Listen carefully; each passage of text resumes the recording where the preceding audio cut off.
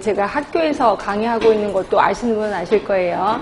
제가 이제 보건소 실습 지도를 좀 나가요. 그래서 이제 엊그저께 보건소 실습을 갔는데, 이제 요번에 의료법이 바뀌면서 이제 학생이든 실습하시는 분들 모두 명찰을 달아야 되는 것도 아셔야 돼. 그래서 이제 명찰을 달고 갔어요. 근데 이제 복도에서 어떤 할머니가 저 팔을 딱 잡는 거예요. 그래서 선생님 이러는 거예요. 그러니까 이 할머니는 저를 보건소 식구라고 생각을 한 것 같아요.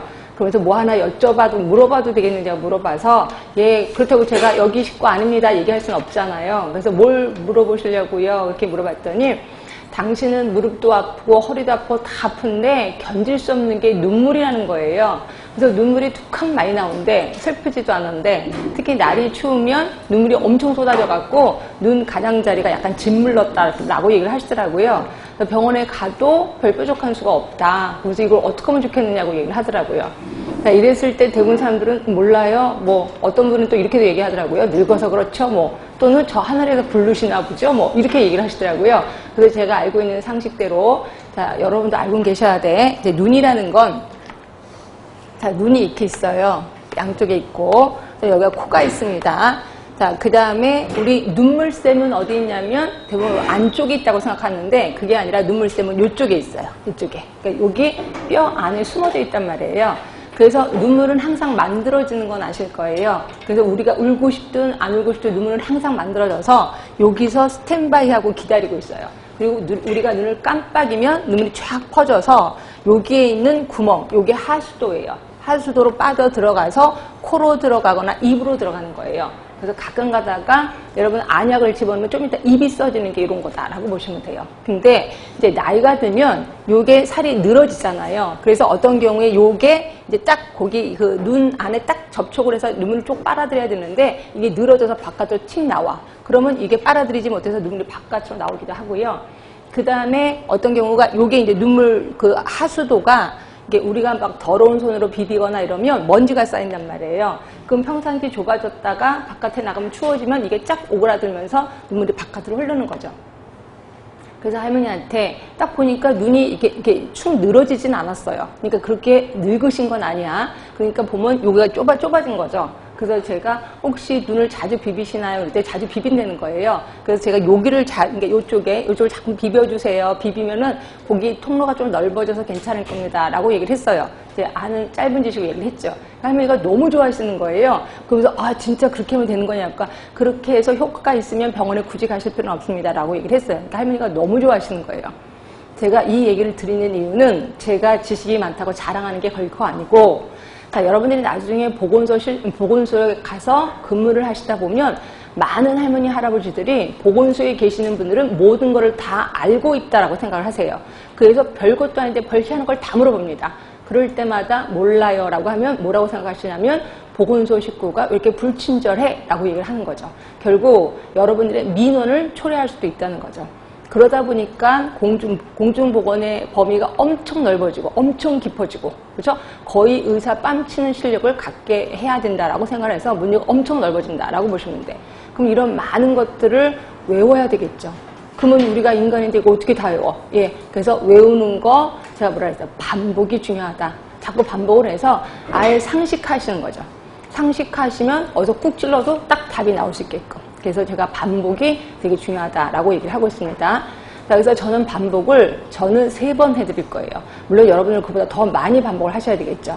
자, 제가 하루에 3강을 할 겁니다. 그러니까 1시간 하고 10분 쉬고 1시간 하고 10분 쉬는데, 1시간 거의 수업 다 할 때쯤 끝날 때 한 5분 전에, 자, 우리 책을 보시면 거기 38쪽에 그 파이널 테스트라고 있을 거예요. 일명 제가 가로놓기라고 얘기를 하고 있습니다. 그래서 조금 전에 배웠던 거를 중요한 단어를 가로놓기를 한 거예요. 그래서 여기에 가로놓기에 글을 쓰거나 이러면 절대로 안 돼. 딱 보시면서 조금 전에 배웠던 단어를 생각하게끔. 그래서 어떤 분이 요번에 그 합격수기에 보니까 이걸 아예 복사해서 이걸 갖고 다니셨다면서요. 괜찮은 것 같아요. 그래서 본인이 필요한 거 더 집어넣으시고 갖고 다니면서 계속 보는 거죠. 그래서 이런 걸 일명 저는 동량 공부라고 하는데, 동량 공부 할 수밖에 없습니다.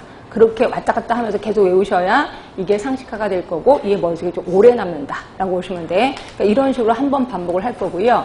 그리고 이제 여러분 가시면 이제 일주일 뒤에 다시 오실 겁니다. 그럼 결국 일주일 동안 시간이 있다는 거죠. 그러니까 오늘 배운 거를 7개로 나눠서 계속 복습을 하시는 거야. 근데 복습을 하실 때도 예를 들어서 7개로 나눠서 하루 할지, 이틀치 할지, 3일치 할지 할 때 하루 오늘 했죠. 그리고 내일 요거서부터가 아니라 처음부터 다시 하는 거예요. 그리고 3일째도 다시 처음부터 다시 한다 라고 하시면 돼. 이렇게 하다 보면 맨 마지막에는 처음 거를 7번 반복하는 거죠. 그러다 보면 앞에 거는 완벽하게 숙지가 된다라고 보시면 됩니다.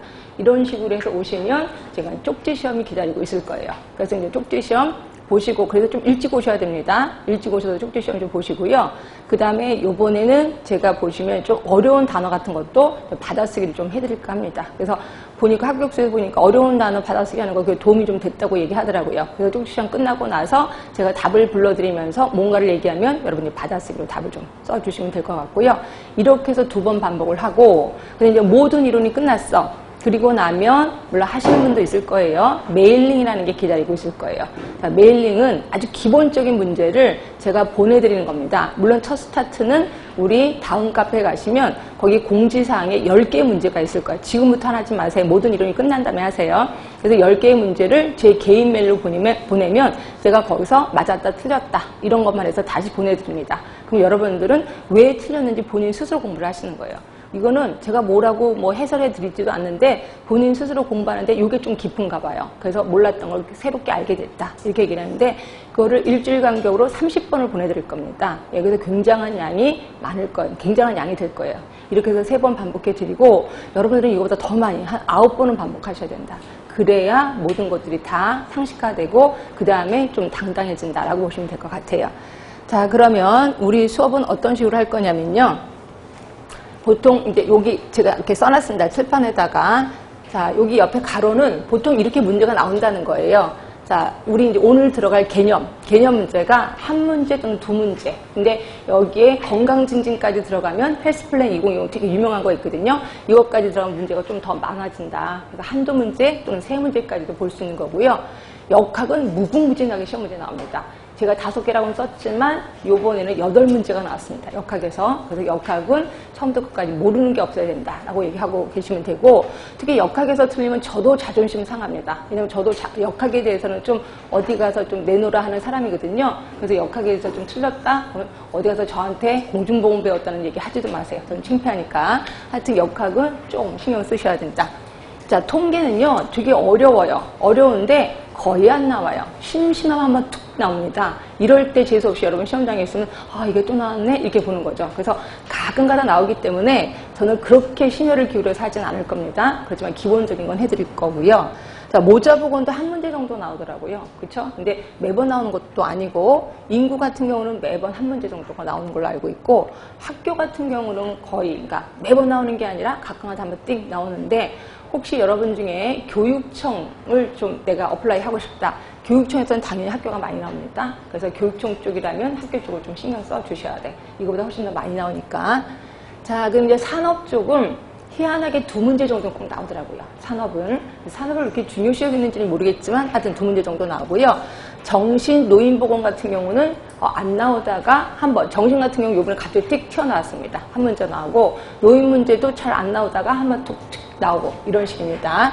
그 다음에 위생입투도 역시 매번 나오는 건 아니에요. 매번 나오는 건 아니고 가끔 한번 딱 나오는데 말도 안 돼 암기력을 요구하는 거, 처음부터 끝까지 다 외워야 되는 그런 문제가 또 흔히 나옵니다. 그래서 이제 그거.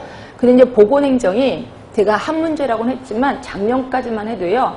보건행정, 공중보건 문제를 풀면 이게 공중보건 문제야, 보건행정 문제야 할 정도로 2개가 혼합이 돼서 행정 문제가 엄청 많이 나왔거든요. 그러다가 올해는 한 문제로 줄어들었어요. 그래서 언제 또 나올지 모르니까, 특히 여러분들은 보건행정을 되게 어려워하시더라고요. 그렇죠?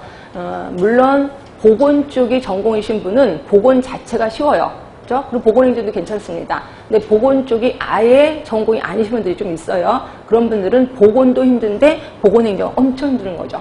그렇죠? 그래서 보건행정에 대해서는 제가 조금 시간적 할애를 할 겁니다. 왜냐면 나올 때를 대비해서, 많이 나올 때를 대비해서 좀 할 거고요. 그 다음에 이제 법은 갈수록 늘어나고 있습니다. 그래서 요번에도 2문제가 나왔는데, 그래서 제가 법을 따로 알려드리지는 않고요. 우리 책에 법 얘기가 조금씩 있을 겁니다. 그거 갖고 커버가 되더라고요. 그래서 이제 법 문제 2개가 나오고, 환경 문제는 거의 역학 다음으로 많이 나온다고 생각하시면 됩니다. 근데 환경은 암기할 게 엄청 많다고 생각하시면 돼요. 그래서 근데 이거는 그래도 양반이에요. 환경보건하는 친구들 보면은요, 환경공학하는 친구들 보면 불쌍해 죽겠어요. 수치를 점 몇 가지 다 외웁니다. 그래서 저렇게 어떻게 외우나 할 정도로 정말 불쌍해요. 그거에 비하면 우리는 덜 불쌍하다 이렇게 생각하시면 돼요. 하여튼 환경은 왜 이렇게 엄청 많다라고만 하시면 되고요. 자, 주택, 그리고 집합소, 그 다음에 아주 위생 쪽이요. 그죠? 위생 쪽도 가끔 가다가 한번 딱하니 나옵니다. 근데 외울 것도 되게 많고요. 그래서 이런 것들은 좀 나중에 공부 다 하신 다음에, 그 다음에 좀 여력이 되면 그때 그 수치를 외우시는 게 좋아. 미리미리 외우는 것도 괜찮긴 하지만, 하여튼 그렇게 시간적 투자를 하기는 좀 그렇습니다. 하여튼 그렇고요. 그 다음에 이제 식품이 이제 문제예요. 식품이 갈수록 증가하고 있습니다. 그래서 아무래도 문제 내시는 교수님이 식품 전공이신 게 아닐까라는 정도로 식품 쪽이 조금 많이 부각되고 있어서 2문제, 마이너스 3문제까지 나옵니다. 자, 결국 우리가 배운 것 중에서 역학이 가장 중요합니다. 그리고 환경, 그 다음에 식품, 나머지는 거의 1문제 정도가 나온다라고 보시면 될 것 같아요. 자, 이런 식으로 일단 할 거고요. 자, 그럼 이제 이 정도로 잔소리 좀 끝내고 바로 수업 들어가도록 하겠습니다. 자, 우리 공중보건으로 바로 들어가는 건 아니고요. 이제 공중보건에서 보는 건강에 대해서 한번 들어갈 거예요. 건강이 뭐지? 건강에 대해서 한번 개념을 훑어볼 거고요. 그 다음에 공중보건 들어가고, 그 다음에 역사 쪽으로 들어가도록 하겠습니다. 자, 건강의 정의 중에서 보시면 WHO가 먼저 나와요. 외우셔야 돼. 자, WHO는 거기 말다운표 있죠? 단순히 질병이 없거나 허약하지 않은 상태를 뜻하는 것만이 아니라, 여기까지는 슬쩍 넘어가시고, 자, 외우실 거. 신체적, 정신적, 사회적인 안녕이 완전한 상태에 놓여 있는 거 외우셔야 됩니다. 신체, 정신, 사회적 안녕. 라고 보시면 되고요. 자, 신체적 안녕의 뜻은 그 밑에 써 있죠. 신체 크기, 모양 등등등 읽으시면서 그렇구나 라고 넘어가시면 돼. 그리고 정신적 안녕, 학습 능력 이런 거를 얘기하는구나 넘어가시면 되고요. 자, 신체적 안녕이든 정신적 안녕이든 감이 잡혀요. 근데 사회적 안녕이 참 감이 안 잡히는데요. 예, 그래서 요게 기출문제로도 나왔습니다. 사회적 안녕은 뭐냐면 우리가 사회생활 하면서 나름대로 역할이 있을 거예요. 학생으로서의 역할 또는 직장 되면 직장인으로서의 역할. 그 역할을 충분히 하면 나는 건강한 거예요. 그렇죠? 그런데 물론 여기 여러분들은 학생의 역할로서 앉아있는데 엉덩이도 아프고 머리도 아프고 머리도 멍하고 졸리고 막 그래. 그래도 앉아는 있잖아요. 그러니까 이거는 사회적인 안녕이라고 생각하시면 됩니다. 그렇죠? 자, 그런데 동그라미 2번을 보시면 98년 한때 영적인 안녕 그리고 역동성의 개념이 추가에 대해서 의견이 제기되긴 했었습니다. 그런데 총회에서 인준은 되지 않았어요. 그런데 이게 기출문제 뭐라고 나왔었냐면 한때 추가됐던 개념은 뭐냐 이런 식으로 나왔었어. 그 문제 내시는 교수님은 그거를 잘 몰랐었나 봐. 그렇죠? 그러니까 총회에서 인준이 안 됐었는데 이거를 추가가 됐다라고 생각하신 거예요. 그렇다고 문제가 마음에 안 든다고 답을 안 쓰시면 안 되겠죠? 그게 영적인 개념이었어요. 영적인 안녕이었거든요. 근데 영적인 안녕이 왜 추가가 안 됐었냐면요. 말도 안 됩니다. 그러니까 영적인 안녕은 인간에게는 3개의 욕구가 있대요. 이건 그냥 기다만 들으세요. 그냥 이렇게 들으세요. 영적인 안녕이 3가지 욕구가 있는데 하나가 자, 절대자하고 사랑을 주고받는데 이때 절대자는 누구냐면 종교예요. 결국 종교가 있으면 건강한 거야. 영적으로. 종교가 없으면 영적으로 불건강한 거다라고 보는 거죠. 일단 말이 안 되는 거잖아. 그렇죠? 그다음에 2번째는 다른 사람을 용서하고자 하는 욕구가 있고 남한테 용서받고자 하는 욕구가 있대. 이건 맞아요. 우리 있습니다. 3번째가 뭐냐면 내가 왜 사는지를 안대요. 알아야 된대. 여러분 왜 사는지 아세요? 전 잘 몰라요. 죽을 때까지 왜 사는지 몰라요. 네, 그런 걸 모르면 불건강이라는 거죠. 그럼 건강한 사람 도대체 몇 명이나 있어? 말도 안 된다 그래서 아예 인준이 안 됐던 거죠. 그렇죠? 자, 그러면 옆에 있는 역동적 개념을 한번 볼게요. 자, 역동적 개념이라는 건 동적인 개념이라는 거죠. 건강이 움직인다는 거죠.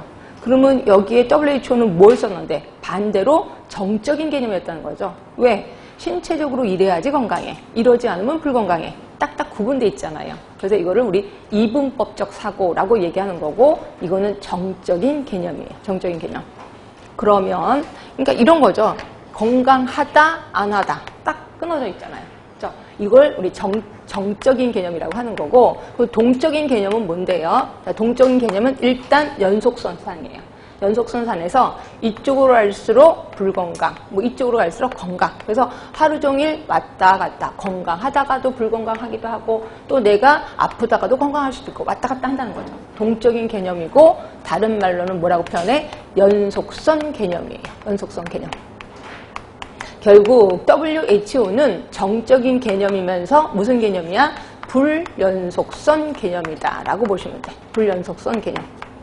그럼 여러분 되게 궁금해해야 돼요. 아, 그러면 WHO는 불연속선이고 정적 개념이야. 그러면 동적이고 연속선 개념을 얘기하는 사람은 누굴까요? 라고 되게 궁금해해야 됩니다. 누굴까요? 공부하시면 아닐까? 예, 던입니다. 던. 그렇죠? 자, 밑에 학자들이 제시한 건강의 정의가 있을 거예요. 이 중에서 동그라미 이번에 던을 보세요. 던. 건강, 불건강의 연속성 개념을 제시했단 말이야. 결국 연속성 개념이니까 무슨 개념이야? 동적인 개념이겠구나 라고 느끼시면 돼. 그래서 WHO의 건강의 정의에 반발을 든 사람이 던이구나 이렇게 생각하시면 되고요. 그 다음에 1번 보세요. 1번. 자, 버나드입니다. 버나드도 기출문제로 나섰습니다. 자, 버나드는 우리 글씨 갖고 힌트를 좀 얻자라고 했죠. 자, B, 요거 별로 안 이쁩니다. 이거 별로 안 이쁩니다. 위아래가 맞아야 돼. 결국 내부 환경, 외부 환경이 서로 항상성을 유지해야 돼. 균형을 받아야 돼. 그러면 건강한 거다라고 보는 게 버나드예요. 같은 기출문제 나왔으니까 좀 신경 써주시고. 자, 윌리라는 사람이 있습니다. 자, 이 사람은 외부 환경 조건에 잘 적응해 나가면 건강을, 적응을 잘하면 건강한 거구나. 이렇게 해서 외우시면 되고요. 자, 동그라미 5번입니다. 클락. 자, 이거는 나중에 역학할 때도 배울 겁니다. 클락이라는 사람은 3개를 제시했어. 자, 병인 하면 우리가 알고 있는 병원체를 얘기합니다. 병원체, 환경, 숙주가 균형을 받으면 건강해요. 근데 균형이 깨지면 불건강해진다라고 클락이 제시합니다. 이것도 외워두셔야 돼. 자, 그 다음에 8번에 보시면 왈스요. 자, 왈스는 자신이 특수한 환경 속에서 자신의 기능을 발휘할 수 있는 능력을 건강이라고 본 거야. 그러니까 환경이 바뀌어 거기에서 내가 내 능력을 실컷 발휘해. 있는 힘껏 다 발휘해. 그럼 나는 건강한 거예요. 그렇죠? 요거를 왈스라고 하는 거고, 이게 뭔 소리냐면요.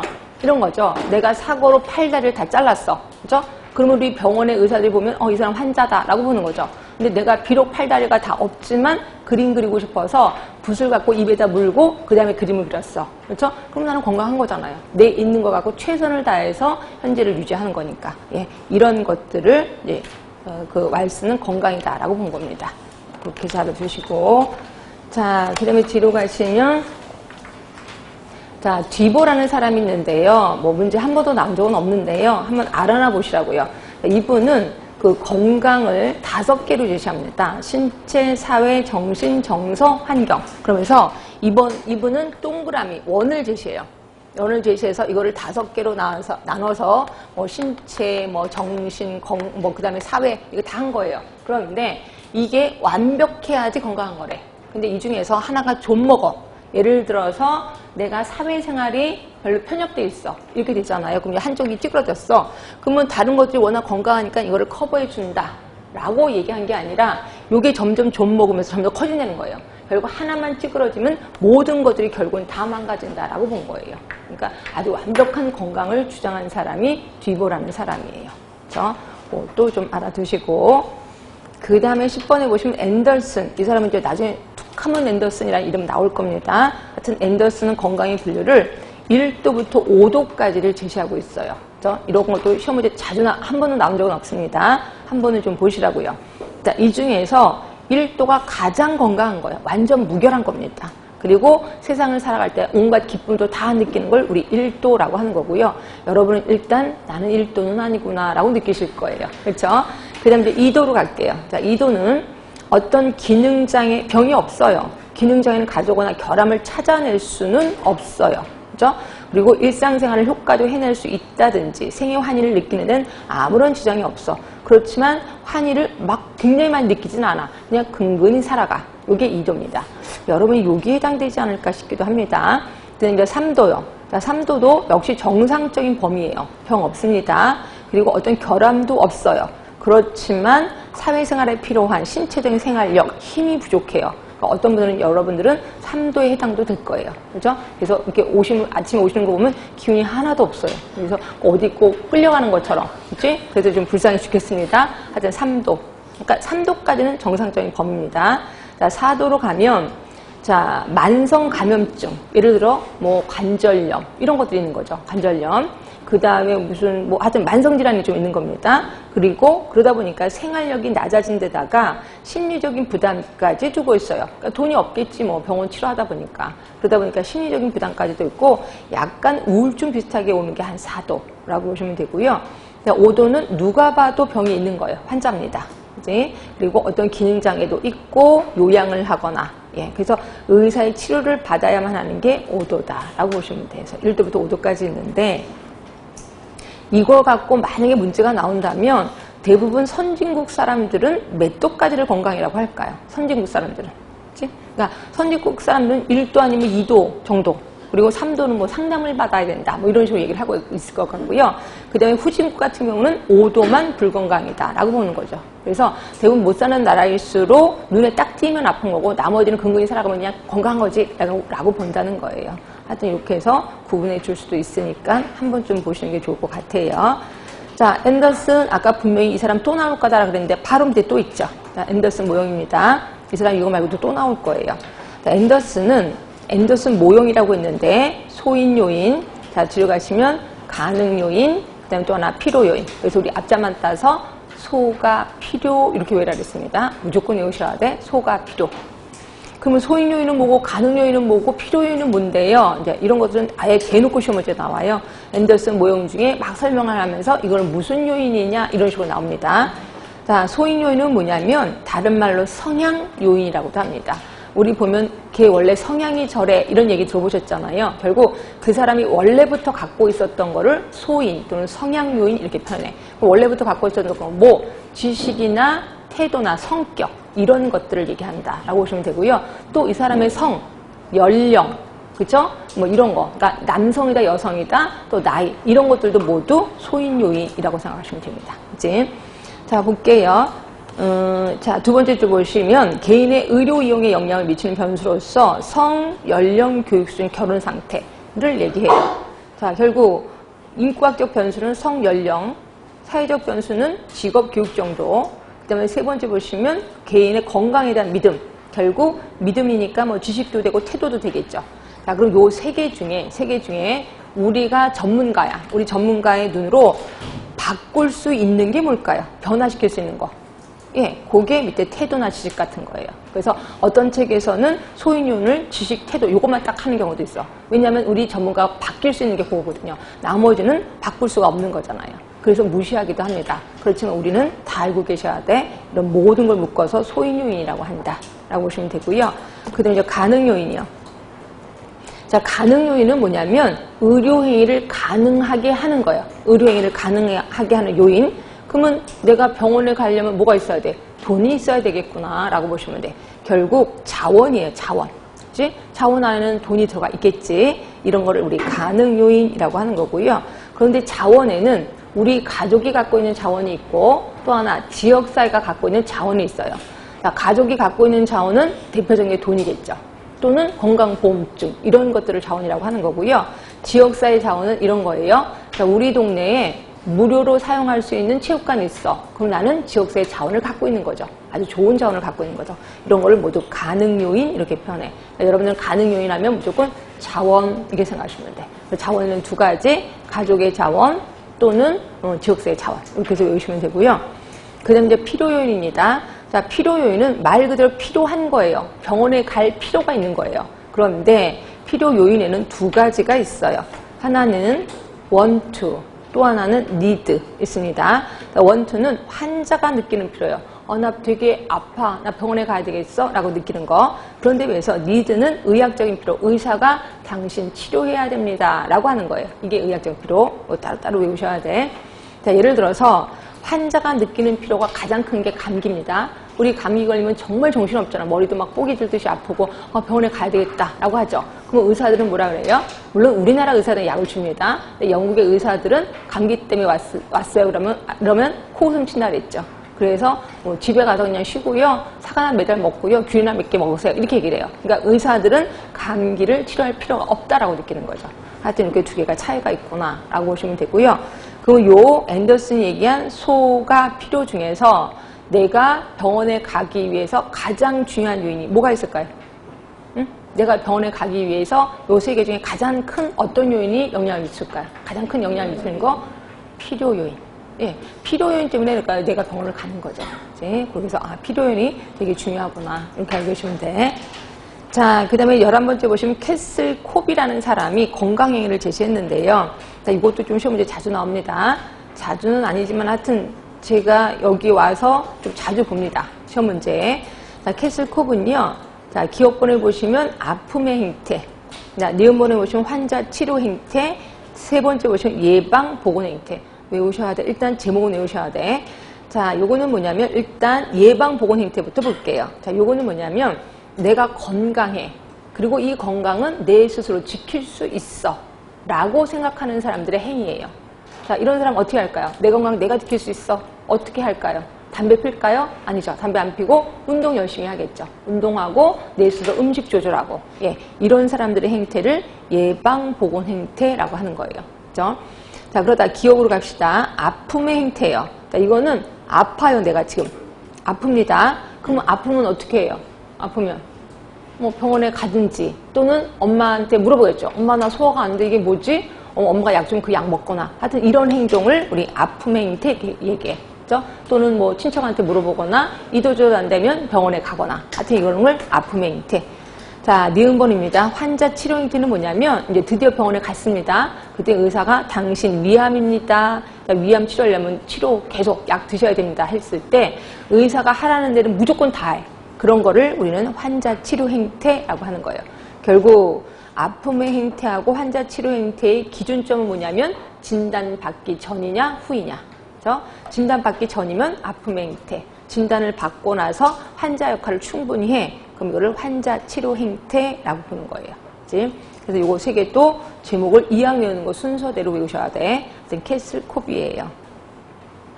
그 다음에 12번 라논드. 이 사람 엄청 유명한 사람이라고 얘기를 했죠. 자, 라논드라는 사람. 이 사람은 건강에 영향을 미치는 요인을 4가지로 제시합니다. 4가지 외우셔야 돼. 그런데 이분은 또 크기까지 얘기했네. 그럼 외워야지 뭐. 생활 습관 50%. 그러니까 거의 반을 차지하는 거예요. 생활 습관, 예를 들어서 나는 담배 피는 습관이 있어. 나는 매운 거 많이 먹는 습관이 있어. 그럼 나는 뭐 암에 걸리겠죠. 그죠? 이렇게 생활 습관. 그 다음에 환경, 요게 20%네. 20%. 그 다음에 유전, 20%입니다. 똑같은 애요. 그리고 보건의료 서비스. 그러니까 그 나라의 보건의료 서비스 제도가 예방 위주냐, 치료 위주냐에 따라서 건강이 좌지우지 된다는 거죠. 요게 10%. 외우셔야 돼. 생활 습관, 환경, 유전, 그 다음에 사회 서비스, 보건의료 서비스 이렇게 생각하시면 되고요. 그래서 4개 기억하시면 되고요. 자, 그럼 이제 건강 개념의 변천을 보게. 그러니까 지금까지는 전부 다 학자들이 얘기한 거예요. 그러니까 학자들이 얘기한 건 당연히 머릿속에 좀 기억을 해야 된다. 그냥 단순 무식하게 나옵니다. 그냥 버나드가 제시한 게 뭐냐, 뭐 이런 식으로 얘기를 하고 뭘 쭉 얘기하면서 누가 제시한 거냐 이런 식으로 나옵니다.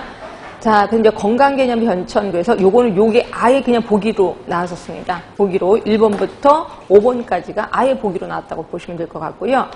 자, 신체 개념 이거 나중에 하긴 할 거예요. 좀만 기다리시면 돼. 그래서 이제 신체 개념이 있고요. 그리고 이게 19세기 이전. 그 다음에 19세기는 심신 개념. 이건 뭐야? 몸과 마음은 하나라는 거죠. 그래서 몸이 아프면 마음도 아프고 마음이 아프면 몸도 아플 수 있다. 이게 심신 개념. 이것도 조금만 기다리시면 돼. 그 다음에 20세기는 생활 개념. 생활 개념 이미 배웠는데 WHO의 건강이 저랑 똑같은 건데. 자, WHO 뭐였었죠? 신체적, 정신적, 사회적 요 세 개를 묶어서 생활 개념이라고 하는 거예요. 자, 생활 개념. 그 다음에 정적인 개념에서 지금은 동적인 개념으로 바꿨습니다. 자, 정적인 개념하면 누구 생각나세요? WHO. 동적인 개념하면 던 생각나셔야 돼. 이렇게 바뀌었다는 거고요. 자, 병리학적 개념. 그러니까 병리학적 개념은 내 몸에 균이 들어온 거예요. 그래서 내 몸이 이상하게 변한 거야. 이게 병리학적 개념. 요게 생태학적 개념으로 바뀌었대요. 자, 생태학적 개념. 이거 아까 봤나? 아까 클락이 얘기한 거 기억하시나요? 클락이 3가지 했다 그랬죠. 뭐 있었어요? 병인, 그 다음에 숙주, 환경. 아까 클락이 했던 거, 이걸 생태학적 모형이라고 하거든요. 아, 이렇게 바뀌었구나 아시면 되고요. 그 다음에 불연속성 개념에서 연속성 개념으로 이해 되실 겁니다. 그리고 운명론이었어. 그래서 내가 그냥 아파. 그냥 운명인가 보다. 팔짱가 보다. 일찍 죽을 팔짱가 보다. 근데 지금은 사회적 책임이야. 왜? 내가 건강권이라는 게 있거든요. 건강권은 뭐냐면 건강할 권리가 있는 거야. 내가 돈이 없어도 건강할 권리가 있어. 그러니까 국가가 나 이거 해줘야 돼. 라는 걸로 권리 쪽으로 바뀌었습니다. 권리. 하여튼 이런 식으로 건강의 개념이 바뀌었다. 외우셔야 돼. 이건 외우지 않아도 되겠다. 그냥 상식선에서 해도 되겠다. 하여튼 이거 기출문제로 나왔었습니다. 자, 뒤로 갈게요. 이제부터 모형에 대해서 들어가겠습니다. 자, 모형은 좀 중요하니까 제가 일단 정리해 드리고 그 다음에 이제 줄 쳐 드리도록 할게요. 자, 우리 모형은 크게 5가지가 있어요. 자, 하나가 생의학적 모델. 생의학적 모델. 자, 두 번째가 생태학적 모델. 우리 공부하신 분은 얘기를 해주셔야 돼. 자꾸 말을 해야 됩니다. 그 다음이 사회생태학적 모델. 사회생태학적 모델. 그 다음이 네 번째가 사회문화적 모델. 사회문화적 모델. 그 다음에 5번째가 총체적 모델. 있습니다. 자, 일단 제목은 당연히 외우셔야 돼. 그쵸? 자, 생의학적 모델은 뭐부터 시작하냐면 이원론에서부터 출발을 합니다. 심신이원론. 마음과 몸은 따로따로죠. 그죠? 그래서 마음이 아픈 거는 이건 우리가 인간이 못 고쳐. 그냥 하늘에 계신 하느님이 고쳐. 그런데 비해서 몸이 아픈 건 의사들이 고쳐줄게. 왜? 몸이 아픈 거는 기계가 고장난 거랑 똑같은 거거든요. 그래서 나사만 몇 개 바꿔주면 돼. 라고 하는 게 심신이원론. 그래서 여기에서는 2가지가 건강을 자주 유지한다고 얘기하고 있습니다. 2가지가 뭘까요? 예? 숙주. 또 하나가 병원체. 또는 병인이라고 해도 돼. 하여튼 숙주 몸에 병원체가 들어가면 병이 걸리는 거야. 근데 숙주에서 병원체가 빠져나가? 그럼 난 건강해지는 거야. 요 2개가 건강과 관련이 있다. 질병과 관련이 있다라고 본 거예요. 이게 생의학적 모델. 생태학적 모델 하면 아까 클락이 제시한 거. 그렇죠? 기억하시죠? 뭐였죠?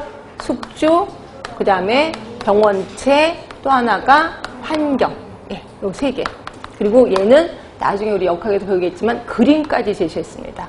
환경이 있고 여기 병원체가 있고 숙주가 있고 얘네가 균형을 받으면 건강한 거다라고 얘기를 한 거야. 이걸 우리는 생태학적 모형이라고 얘기를 했고요. 이 3개 중에서 가장 중요시 여긴 게 뭘까? 예, 환경을 중요시 여겼어요. 환경. 자, 그런데 비해서 사회생태학적 모형은 숙주 그대로 내려왔습니다. 숙주. 그리고 병원체와 환경을 묶어서 뭐라고 내려왔을까? 환경이라는 걸로 내려옵니다. 그 다음에 또 하나 생긴 게 인간의 행태가 나와요. 인간의 행태라는 건 뭐예요? 그냥 습관. 그렇지? 그래서 요 3개가 질병을 좌지우지한다라고 표현했고요. 요 3개 중에서 가장 중요한 걸 뭐라고 했냐면 인간의 행태가 중요하다라고 표현을 하고 있습니다. 그래서 이게 사회생태학. 자, 그 다음에 우리 사회문화적 모형 좀 이따 할게요. 총체적 모형부터 들어갈게. 총체적 모형은 이제 하나가 더 늘어서 4개입니다. 4개. 그런데 숙주가 뭐라는 이름으로 내려왔냐면 인체생리라는 이름으로 내려옵니다. 인체생리. 똑같은 의미라고 생각하시면 되고요. 환경은 그대로 환경이라고 내려옵니다. 그렇죠? 그리고 인간의 행태를 뭐라고 내려왔냐면 생활습관이라는 걸로 내려옵니다. 생활습관. 그리고 또 하나가 보건의료 시스템, 보건의료 제도로 4가지가 병을 좌지우지한다라고 얘기를 했고요. 요거를 읽는 순간 누구 생각나세요? 아까 배웠어 분명히 4가지. 라논드 생각나셔야 돼. 근데 라논드랑 똑같아요. 그런데 안타깝게도 여기는 약간 퍼센트가 달라요. 아까 라논드는 제일 큰 게 뭐라 그랬어요?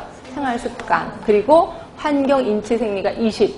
그리고 얘가 10이었거든요. 여기서는 제일 1위가 뭐였냐면 생활습관. 요게 1위야.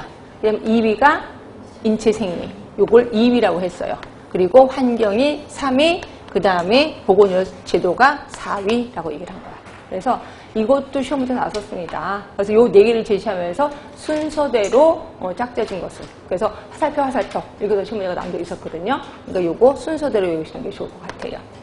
자, 그 다음에 사회문화적 요인은 뭐냐면 한마디로 내가 질병이 있다 없다를 판가름하는 거는 누구라고 했냐면 준거 집단이라고 했어요. 준거 집단. 그러니까 중거 집단이라는 건 뭐냐면 내가 속해 있는 집단 또는 내가 들어가려고 하는 집단을 우리 중거 집단이라고 해. 그래서 중거 집단이 예를 들어서 우리 공무원이 됐어. 그러면 내가 일을 하다가 너무 아파. 그래서 아파서 저 아파요 라고 했는데 거기 공무원 보건소에서 뭐가 아파? 그냥 쉬어. 그냥 아픈 거 아니에요. 그렇죠? 그런데 중거 집단에서 일하다가 너무 아파. 너 아픈 거 같아. 빨리 병원에 가봐. 그냥 그때부터 한자다 이렇게 보시면 돼요. 결국 중거 집단이 판단을 한다는 거죠. 그치? 그럼 우리 보건소에서의 중거 집단, 그러니까 중거 집단을 보건소라고 한다면 보건소에서의 질병의 기준이 높다, 낮다? 응? 높을 것 같아, 낮을 것 같아? 이게 뭔 소리냐면 보통 사람들이 아프다고 하는 거를 보건소 식구들은 아프다고 인정을 할까, 건강하다고 인정을 할까요? 건강하다고 인정해. 웬만큼 아프면 아픈 게 아니에요. 그렇죠? 아파서 기어다니면 쟤 좀 아프구나 이렇게 표현을 하고 있습니다. 그래서 제발 아픈 척하지 마세요. 다음 보면 사람들이 뭐가 아파 이렇게 우습게 봅니다. 하여튼 그래요. 그래서 제가 알고 있는 분은 그 얼굴이 좀 저처럼 까맸어요. 까맸는데 워낙 술을 좋아하고 총각이었거든요. 술을 좋아하고 그래서 술 많이 먹나 보다. 근데 맨날 피곤하대. 당연하지. 그 전날 술 먹었으니까. 맨날 피곤하대. 그래서 맨날 누게 떠고 막 떡이 돼갖고 막 와서 저 사람 왜 저러나 진짜 일도 안 하고. 근데 나중에 알고 보니까 비형간염이 있었던 거예요. 비형간염이 있어 엄청 힘들잖아요. 근데 아무도 몰랐어. 왜냐 까마니까 얼굴이 노란 것도 까만 것처럼 보이잖아요. 바로 제 앞에 앉았었거든요. 근데 진짜? 비형간염인지 1년이 지났었을 때요. 얼마나 힘들었겠어요. 너무 불쌍하더라고요. 저희가 구박을 줬거든요. 하여튼 그랬었는데 이런 식이야. 그러니까 보건소에서는 웬만큼 아파도 아프지 않다 이렇게 생각하시면 돼요. 하여튼 중고 집단 우리는 든든합니다. 하여튼 이런 식으로 이걸 사회문화적 모형이라고 해요. 자, 줄쳐 드릴게요. 자, 1번의 생의학적 모델. 자, 이거는 신신 이원론에서부터 출발했다고 했어. 요게 이제 데카르트가 제시했네요. 정신과 유체를 분리하는 데카르트의 정신, 육체 이원론에서부터 출발을 했다. 자, 니은번입니다. 육체를 기계나 부품처럼 생각했어요. 그리고 질병은 기계가 고장난 거다라고 얘기를 했고요. 의사는 기술자 역할을 수행했다. 그래서 예전에 어떤 선전에서 여자아이가 이게 조그만 병아리 갖고 놀다가 병아리가 막 쓰러졌거든요. 그때 엄마한테 엄마 병아리 고장났어 이렇게 얘기를 하더라고요. 그거 보고 야 이거는 생리학적 모델이다라고 생각했는데 좀 안타깝긴 하더라고요. 자, 이랬을 때 디귿번 그럼 이 생리학적 모델은 무조건 나쁜 거냐? 아니에요. 이것 때문에 인간의 수명이 연장이 됐습니다. 왜 연장이 됐냐면 인공장기 이식수술, 또 항생제 개발 이런 것들 때문에 인간의 수명이 연장이 돼서 아주 큰 역할을 한 겁니다. 그치? 자, 구성요소를 보시면 아까 말한 대로 숙주, 병원체라고 표현했고요. 자, 생태학적 모형입니다. 3개 있지요? 숙주, 병원체, 환경. 그리고 얘가 균형이 깨지면 불건강이 초래된다 얘기를 했고 3가지 중에서 가장 중요한 거는 환경적 요소다 말씀드렸어요. 그 다음에 3번째 사회생태학 3개입니다. 숙주, 환경, 개인 행태. 그렇죠? 개인 행태는 이런 습관을 얘기하는 거지. 음주, 흡연 등등의 습관을 얘기를 한다 라고 보시면 되고요. 그 다음에 이 중에서 가장 중요한 거는 개인의 행태적 측면을 강조한 거 요겁니다. 그 다음에 이제 사회문화적 모형하면은 거기 보이시죠? 그 사회의 주도적 집단 또는 준거 집단이 건강 판단의 주체가 된다는 거죠. 이제 그런 게 있고요. 그 다음에 5번에 보시면 총체적 모델입니다. 자, 거기 퍼센트 나와 있지요? 퍼센트를 외우라는 건 절대로 아니야. 순서대로만 외우라는 거죠. 그래서 가장 중요한 게 생활 습관, 그 다음에 인체 생리, 환경, 보건의료 시스템이라고 보시면 돼요. 하여튼 라논드하고 똑같은 항목이지만 퍼센트가 좀 다르구나. 이렇게 해서 외워두시면 되고요. 자, 이렇게 해서 이제 건강 개념의 모형에 대해서 좀 끝났고, 그 다음에 이제 건강, 요새는 증진에 대해서 얘기를 하고 있어요. 건강 증진. 나중에 제가 건강 증진하고 1차 보건의료에 대해서 역사적으로 좀 얘기를 하긴 할 겁니다. 일단 지금은 건강 증진이라는 용어가 조금 많이 돌아다녀요. 건강 증진에 대해서 좀 써봤고요. 한 번쯤 여러분들 보시면 될 것 같고, 거기 체크 포인트 잠깐 보세요. 이것도 기출문제 나와서 제가 이런 거 나오면 좀 할 말이 없어요. 자, 보건복지부의 국민건강생활규칙 8가지 원칙이 있는데 다음 중 8가지 원칙이 아닌 건 뭐냐 이런 식으로 한번 나온 적이 있었습니다. 그럼 어떻게 이거 다 좋은 말만 다 들어가 있는데 일단 보시면 뭐 청결을 생활하는 좋은 말 다 들어가 있습니다. 그 3번째 보시면 예방접종과 건강진단은 때맞춰 받으시다 이렇게 돼 있고요. 우리나라는 예방접종이 퍼센트가 꽤나 높아요. 98%입니다. 그래서 다른 나라에서 그렇게 높지 않은데 우리나라는 엄청 엄마들이 예방접종을 안 받으면 큰일 나는 줄 알고 그래서 98%라고 생각하시면 돼. 그래서 요거는 이제 우리 나라 이미 목적을 달성했을 거고요. 그 다음에 보시면 쭉 좋은 거 다 들어있는데 8번도 보세요. 왜 뜬금없이 여기 들어가는지 몰라. 아껴 쓰고 적게 버려 건강한 생활을 환경을 만듭시다. 이렇게 되어 있습니다. 환경 때문에 이게 들어간 것 같고, 그 다음에 이거 말고 뉴스에서는요, 의사들이 나와갖고 뭐라고 얘기를 하냐면, 요거 이제 이런 거랑 떠나서 C형 간염을 예방하기 위해서 뭐를 해야 되나요? 그때 한참 C형 간염이 유행할 때 있었었죠. 어떤 의원에서 주사기 하나 갖고 10몇 년을 썼다면서. 그렇죠? 그래서 그 주사기에 C형 간염균이 있어서 온 환자들이 다 걸렸잖아요. 그래서 이제 그때 C형 간염 예방하기 위해서 의사한테 초빙을 했나 봐. 그래서 이제 의사가 C형 간염을 예방하기 위해서 쭉 얘기를 하는데 그 중에 하나가 가벼운 성관계를 하자. 그런 말이더라. 그러니까 이거는 성관계에 의해서 걸리는 거거든요. 가벼운 성관계야. 뭔 소리예요? 성관계도 뭐 깊은 성관계가 있고 가벼운 성관계가 있나? 예, 성관계를 할 때 너무 딥하게 해서 출혈이 날 정도의 성관계는 이게 C형 간염이 옮겨지거든요. 근데 그냥 말 그대로 가벼운 성관계는 안 옮겨진다라고 합니다. 그래서 가벼운 성관계. 예전에는 가벼운 입맞춤 이런 건 들어봤거든요. 가벼운 성관계. 그래서 C형 간염 예방하려면 그렇게 해야 된다라고 얘기를 하고 있고요. 그 다음에 그 밑에 보시면 국민건강생활 지침 10가지가 또 있습니다. 이런 게 또 10가지, 그렇다고 10가지를 다 외울 수는 없지. 하여튼 좋은 말은 다 들어가 있을 겁니다. 그 중에 동그라미 3번을 좀 보세요. 지방질은 총 에너지의 20% 정도만 섭취하자야. 이제 지방을 너무 많이 먹지 말라는 거예요.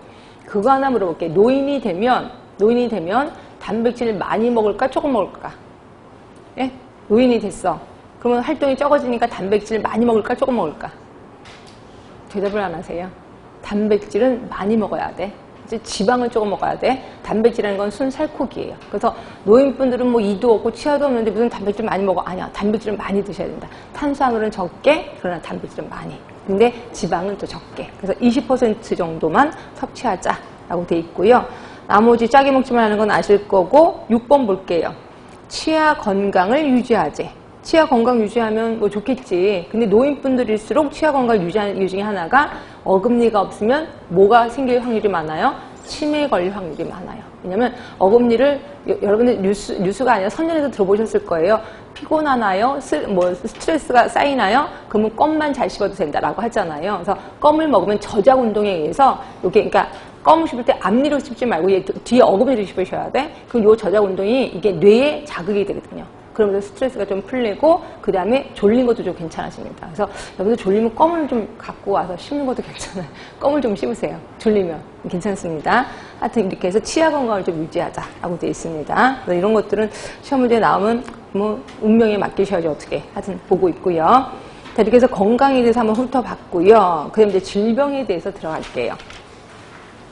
자, 질병의 정의 보시면 의학사전에서 보면 아 그렇겠구나 그냥 보시면 되고요. 그 다음에 이제 질병 발생설이요. 질병이 도대체 왜 생기느냐 이거에 대해서 역사적인 변천이 있어요.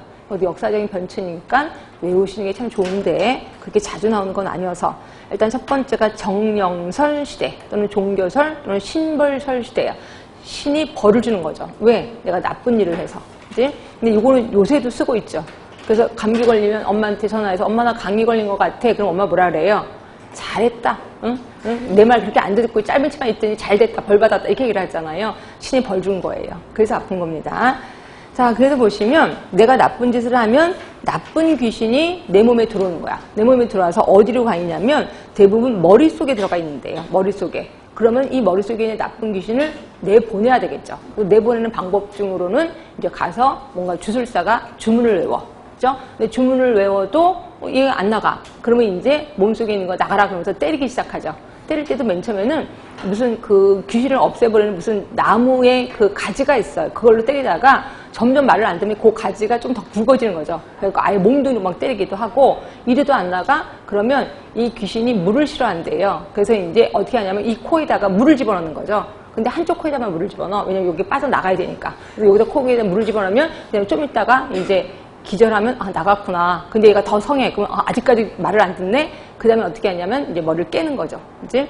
근데 지금 같으면 무슨 톱 같은 게 있으니까 뭐 수술할 때 톱이 있거든요. 그 톱으로 머리를 따면 되는데 그땐 톱이 없으니까 도끼 같은 걸로 때렸겠죠. 때려갖고선 그 여기 딱 부서져. 머리가 부서져. 그러면서 제정신 돌아오면, 아, 귀신이 나갔구나. 근데 죽었어. 그럼, 아, 귀신이 이겼구나. 그러면서 이제 파묻어 버리는 거죠. 하여튼 요거를 우리 신벌설, 정령설 시대 이렇게 표현하고 있습니다.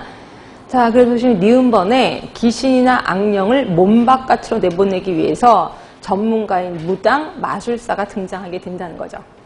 자, 그리고 요게 지나고 나면 이제 점성설 시대로 갑니다. 자, 점성설 시대는 우주설. 그렇죠? 한마디로 별자리죠. 별자리. 이건 지금까지도 하지 않아요? 그래서 여러분들 보시면 나는 별자리가 뭐 천징별자리야, 처녀자리야 이런 얘기 들어보셨을 거예요. 요거 지금도 하고 있습니다. 한마디로 별똥별이에요. 그래서 우리 집에 환자가 있어. 그럼 이제 점성술사한테 가서 우리 할머니가 돌아가실까요? 근데 그때 별똥별 뚝 떨어져. 돌아가시겠는데요? 그럼 희한하게 돌아가십니다. 하여튼 이게 점성설 시대. 그 다음에 세 번째가 장기설이에요. 자, 장기설은 나중에 또 보긴 할 겁니다. 장기라는 건 뭐냐면 더러운 공기, 오염된 공기를 얘기를 해. 결국 오염된 공기가 내 몸으로 들어오면 나는 병에 걸리는 거야. 그렇죠? 오염된 공기가 빠져나가면 나는 건강해진 거다라고 얘기를 했고요. 이걸 누가 주장했냐면 히포크라테스가 주장합니다. 그리고 히포크라테스가 주장하고 누가 완성시켰더라? 누가 완성시켰더라? 갈렌. 네, 이건 나중에 나올 겁니다. 갈렌이 완성시켰다라고 보시면 되고요. 이건 나중에 또 나올 거니까 좀만 기다리세요. 그 다음 이제 네 번째가 접촉감염설 시대. 이거는 뭐냐면 환자랑 접촉을 하면 병이 생기는 거예요. 대표적인 게 성병이 그러겠죠. 그래서 매독이 있는 사람이랑 성관계를 해. 그럼 내가 매독에 걸리겠다. 예, 이걸 접촉감염설 시대라고 하는 거고요. 드디어 세균이 나옵니다. 그러니까 세균이 한참 뒤에 나온 거예요. 그래서 미생물 병인설 시대 또는 세균학설 시대. 이거는 누구 때문에 발견이 됐냐면 코우 파스테르 때문에 발견이 돼요. 그러면서 만들어진 게 항생제가 만들어지는 거죠. 그 균을 쥐어버리면 되는 거니까. 그래서 생설 시대가 있고요. 자, 그런데 요게 지금은 생설 시대가 아니야. 지금 뭐냐면 탈미생물학 시대야. 아, 병원체가 없어도 병이 생긴다는 거죠. 그래서 이거를 그럼 어떻게 생기는데 여러 가지 요인 때문에 생겨 다인설 시대예요. 다인설 시대. 이거 순서대로 외워야 되는데 큰일 났습니다. 자, 다시 저 좀 보세요. 첫날인데 왜 이러지? 첫날인데 어제 무슨 일이 있었어요? 슬슬 졸기 시작하려고 그래. 그치? 자, 맨 처음에 무슨 설 시대? 정영설. 그 다음에 두 번째가 점성설. 세 번째가 장기설. 네 번째가 접촉감염설. 그 다음이 세균학설 시대. 그 다음에 지금은 탈미생물학 시대. 예, 이렇게 해서 외워주시는 게 좋고요. 무조건 외우시라고 제가 얘기했을 거예요. 자, 그러면 리벨 클락 들어가겠습니다. 자, 리벨 클락도 먼저 설명드리고 그 다음에 들어가도록 하겠습니다. 처음 오신 분은요, 옆에 사람이 존다고 같이 따라주시면 안 돼. 옆에 조는 사람은 많이 들은 사람이야. 이제 많이 들어서 이제 귀가 따가워. 그래서 조는 거고요. 처음 오신 분은 괜히 같이 졸아도 되나 보다. 그래서 졸면 절대로 안 돼. 자, 맨 처음에 이제 리벨 클락이라는 사람이 예방에 대해서 얘기를 했는데 그 전에 이분은 자연설, 그러니까 질병의 자연사에 대해서 얘기를 합니다. 질병의 자연사라는 건 뭐냐면 그 균이 내 몸에 들어왔을 때 내가 병원에 안 가고 계속 버텨. 그러면 나를 얼마나 괴롭히고 그다음에 사라지잖아요. 그런 걸 쭉 추적조사한 거를 질병의 자연사라고 표현하는 거예요. 자, 그러면 질병의 자연사 단계 5단계 얘기했거든요. 처음에 뭘까요? 처음에 비병원성기. 자, 비병원성기. 자, 그 다음이 초기 병원성기. 외우셔야 되는 거야. 초기 병원성기. 그 다음이 세 번째는요. 불현성 감염기. 불현성 감염기. 그 다음이 현성 감염기. 그 다음이 재활기라고 보시면 돼요. 자, 비병원성기는 뭐냐면요. 비병원성기는 뭐냐면 아까 클락이 제시한 거 기억하시나요? 시소. 네, 시소. 뭐예요? 환경, 그 다음에 병원체, 숙주가 균형을 받은 상태야. 그러니까 나는 아주 건강한 상태죠. 이게 비병원성기. 자, 그런데 초기 병원성기는 드디어 병원체가 움직이기 시작했어. 여러분 생각하시기에 병원체가 우리 몸에 들어오면 들어와서 바로 활동할 것 같잖아요. 아니에요. 얘도 살아있는 애기 때문에 병원체 딱 내 몸에 들어오면 눈치를 봐요. 이거 내가 활동해도 돼? 안 돼? 눈치를 봐. 그래서 맨 처음에 숨은 듯이 숨어 있어요. 그렇죠? 그러다가 괜찮은데 활동을 시작해. 요거를 우리는 초기 병원성기 이렇게 표현해. 근데 병원체가 활동을 할 때 내 몸은 아직까지 반응은 안 해요. 그죠? 활동만 하는 거야. 드디어 내 몸이 반응을 하는 게 불현성 감염기. 그러니까 내 몸이 반응을 하는 거지 증상이 나타나는 건 또 아니야. 그러니까 내 몸에, 그러니까 이럴 때 가서 검사실에 가면 검사실의 결과는 이상하게 나와요. 그래서 나는, 내가 이상해요? 나는 괜찮은데? 라고 하는 거야. 이거를 우리 불연성. 현성은 내가 드디어 와락와락 아픈 거죠. 가장 숙주가 힘들 때가 현성이라고 보시면 되고요. 그 다음에 다 낳고 나면 이제 재활기로 들어가는 거야. 그래서 이 5개를 머릿속에 좀 기억하시고요. 자, 이 비병원성기 때 예방을 하는 거를 우리는 적극적 예방이라고 하는 거예요. 이거는 건강을 찾으러 돌아다니는 거죠. 그런데 비해서 초기 병원성기는 소극적 예방 이렇게 표현합니다. 소극적 예방. 그 다음에 불연성기에는 어떻게 예방을 해야 되냐면 조기 발견해야 되겠지. 검사실에 가서 발견해야 돼. 조기 발견하고 조기 치료를 해야 되는 거예요. 조기 치료. 그런데 비해서 현성이면 병원에 가서 치료해야 되겠죠. 치료를 왜 하냐면 악화 방지를 위한 치료예요. 악화 방지를 위한 치료예요. 이게 시험 문제 어떻게 나오는지 아세요? 시험 문제 조기 악화 방지를 위한 치료 이렇게 나왔어. 맞는 거야? 틀린 거야? 틀린 거예요. 그런 말 없습니다. 그냥 악화 방지를 위한 치료예요. 아, 결국 공중보고는 말 갖고 장난도 하는구나. 예, 맞아요. 그죠? 말 갖고 장난하면 우린 또 그걸 몰라. 이게 말 갖고 장난, 이런 말이 있나 보다. 난 몰랐나 보다. 그래서 대부분 틀리는 거예요. 하여튼 요거 있고, 그 다음에 재활은 그냥 재활이에요. 이제, 그러면 요 2개를 합해서 우리는 1차 예방이라고 하는 거예요. 요 2개를 합해서 2차 예방이라고 하는 거고, 얘는 3차 예방, 이렇게 해서 외우시면 돼요. 그죠? 자, 그러면 그게 뭘까요? 우리 그 산업장에서 먼지가 되게 많아. 그래서 이제 그 사람들한테 우리 마스크 쓰세요라고 하잖아요. 마스크 쓰라고 했어. 자, 요거는 무슨 예방이야? 몇 차 예방이야? 1차 예방이죠.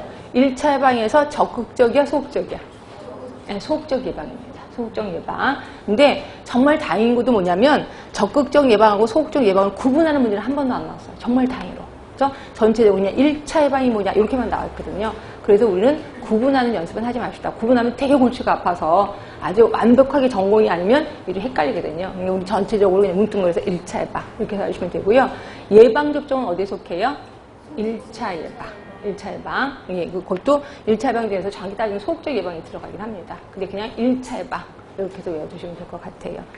자, 그래서 여기까지 정리했고, 한번 볼게요. 자, 줄치겠습니다. 병인, 숙주, 환경의 상호작용. 표로 들어가는 거예요. 비병원성기. 자, 병인 자극의 형성, 병인이, 그러니까 병원체가 활동을 하기 시작했다 그랬지. 초기 병원성기. 그 다음에 숙주가 반응합니다. 숙주가 반응하지만 아직 나는 증상을 몰라. 그래서 이걸 불연성 감염기. 드디어 내가 증상을 알아. 현성질환기, 재활기 얘기를 했습니다. 자, 거기 진행해 보시면 무병기, 전병기 있는데 이건 아주 예전에 썼던 말이 있거든요. 요새는 잘 안 써서 그냥 넘어가겠습니다. 자, 예비적 조치를 보시면 제일 처음에는 적극적 예방활동. 그래서 운동하고 환경위생 이런 것들입니다. 그리고 초기 병원성계는 소극적인 예방활동, 그래서 안전관리예요. 아까 말한 산업장에서 마스크 쓰는 거 이런 것들을 얘기하는 거고요. 요게 두 묶어서 1차. 그 다음에 조기 발견, 조기 치료, 그 다음에 악화 방지를 위한 치료. 제발 조기 악화 방지를 위한 치료 이런 말 없다고 그랬습니다. 2개 묶어서 2차. 그 다음에 3차. 근데 밑에 퍼센트가 나올 거예요. 이거 뭔 소리냐면 1차 예방은 모든 질환을 70에서 75%를 커버해. 그러니까 이게 1차 예방만으로도 질병이 안 생길 확률이 70%라는 거죠. 75%까지 갑니다. 그런데 농촌에 가면은 80%까지 가요. 그러니까 농촌에서는 일하느라고 막 대강하잖아. 막 들어온 손 갖고 막 집어먹잖아요. 이런 거를 1차 예방만 해도 질병이 80%가 안 생긴다라고 표현하고 있습니다. 그리고 2차는 20에서 25, 그다음에 재활은 5%에 해당이 된다라고 보시면 됩니다. 하여튼 이것도 퍼센트도 제일 큰 거, 제일 작은 거 이렇게 좀 알아두시는 것도 괜찮아요. 그래서 우리 이제 질병에 대해서도 얼추 끝이 났고요. 자, 지금까지 한 거를 우리 공중보건학으로 넘어가기 전에 가로놓기를 잠깐만 할게요. 가로놓기. 38쪽에 있을 거예요. 자, 절대로 답은 저 뒤에 있을 거고 답도 없고 여기 그냥 내 머릿속에서 끄집어내야 돼. 자, WHO가 제시한 건강의 정의예요. 자, 거기 보시면 육체적, 그 다음에 정신적, 사회적 요 세 개를 묶어서 무슨 개념? 생활 개념. 20세기입니다. 자, 그리고 2번 보시면 외부 환경 변동에 대해서 내부 환경의 항상성 우리 이거 글자로 힌트 꽂자. 그래서 버나드라고 얘기했습니다. B 얘기했었습니다. 자, 세 번째 보시면 특수한 환경 속에서 효과적으로 자신의 기능을 발휘하는 거 예, 왈스. 그래서 제가 아까 팔다리 잘린 사람, 그렇죠? 그 사람을 얘기를 했을 거예요. 자, 네 번째 보시면 건강, 불건강의 연속성 개념을 제시하는 사람, 던. 네, 하나라도 외우면 다행인 거예요. 자, 5번 보시면 외부 환경 조건에 부단히 잘 적응해 나가. 이게 윌리라는 사람. 잘 적응해 나가는 거 윌리였습니다. 분명히 아까 다 배웠던 거예요. 자, 건강 모형 볼게요. 생의학적 모형 하면은 뭐와 뭐 간의 관계? 병원체, 숙주 간의 관계. 그다음에 생태학은요. 병원체, 숙주, 환경. 사회생태학적 모형 하면은 병원체, 환경, 병원체가 아니지. 숙주, 환경, 그 다음에 개인 행태. 자, 사회문화적 모형 있었었고요. 그 다음에 총체적 모형. 제일 큰 거부터 합시다. 제일 큰 거. 뭘까요?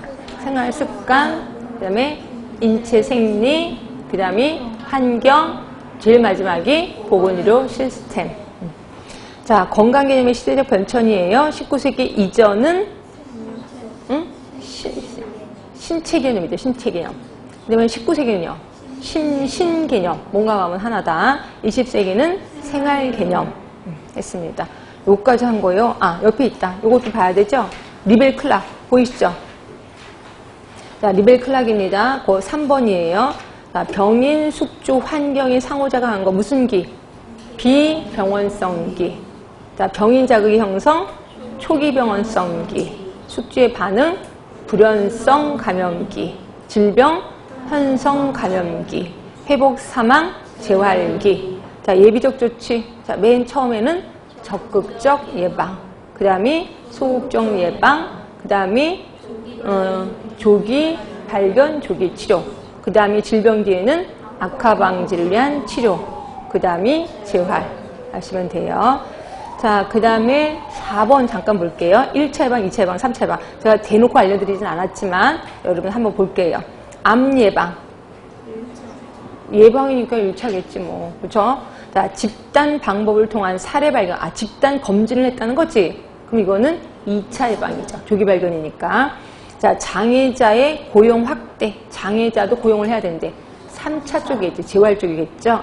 합병증과 후유증 예방 3차겠지 뭐. 3차. 자, 고혈압 환자의 올바른 약 복용.